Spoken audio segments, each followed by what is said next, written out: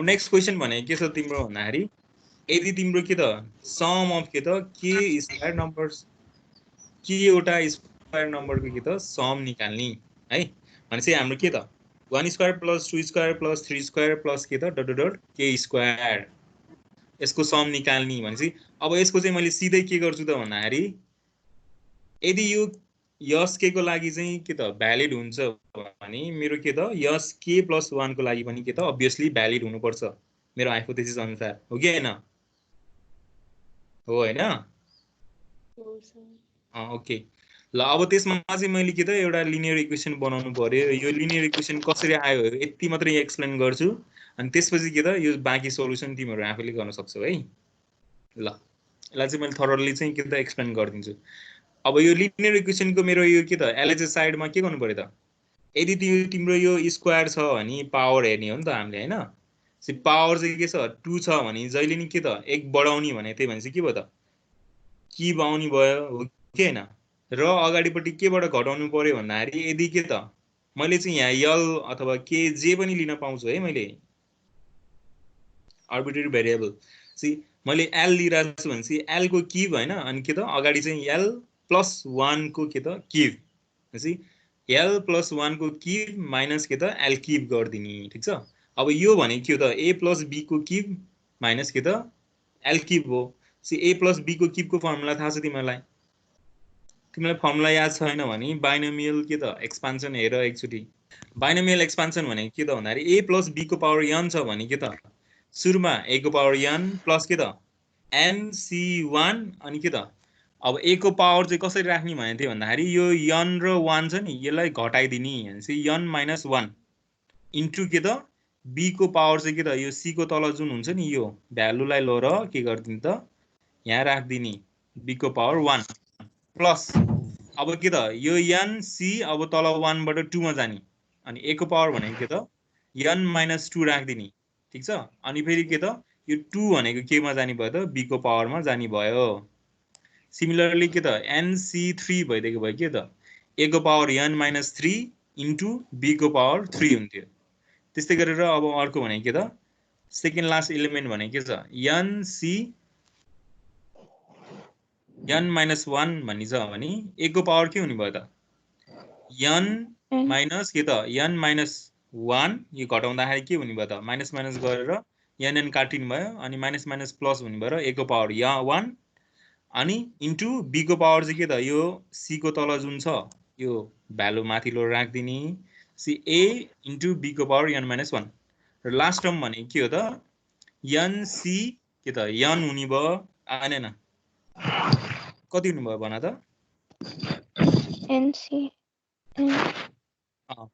nc n हुने भयो अनि के त a को पावर के त n माइनस n a को पावर के त n माइनस n भने के त 0 इन्टु b को पावर के त तल बेसमा जे छ त्यो b को पावर n है ncn भनेको भ्यालु के हुन्छ भन्थे 1 हुन्छ भन्थे है अनि के त b को पावर n भनेपछि b को पावर n यो फर्मुला याद भयो हैन ठीक छ है बाइनोमियल एक्सपान्सन भनेपछि तिम्रो के त a प्लस b को क्यूब को फर्मुला निकाल्नु पर्यो नि के त a क्यूब प्लस के त 3l स्क्वायर प्लस के त 3l प्लस 1 यो तिमीले एक्सपान्सन गर्यो भने आफैले बुझ्छौ है a प्लस b को क्यूब भने के त a क्यूब प्लस के त 3a स्क्वायर b प्लस के त 3ab स्क्वायर प्लस के त b क्यूब है अब ल यो एक्सपान्सन गरेपछि मेरो के हो त यस्तो आयो एक्सप्रेसन अब बल्ल यो एक्सप्रेसनमा मैले के त l को भ्यालु 1 2 3 गर्दै गर्दै के त k सम्म राख्छु यो भ्यालु राखेको त बुझिन्छ है त्यसपछि मैले के त टेलिस्कोप गर्नको लागि यो एलएचएस साइडको यो सबैलाई जोड्छु त्यस्तै गरेर के त आरएचएस साइडको सबैलाई जोड्छु यो गर्दाखेरि मेरो के त यो 333 भन्ने एलिमेन्ट कमन आउँछ फर्स्ट रो फेरि सेकेन्ड को के त मिडलबाट फेरि यो 333 कमन आउँछ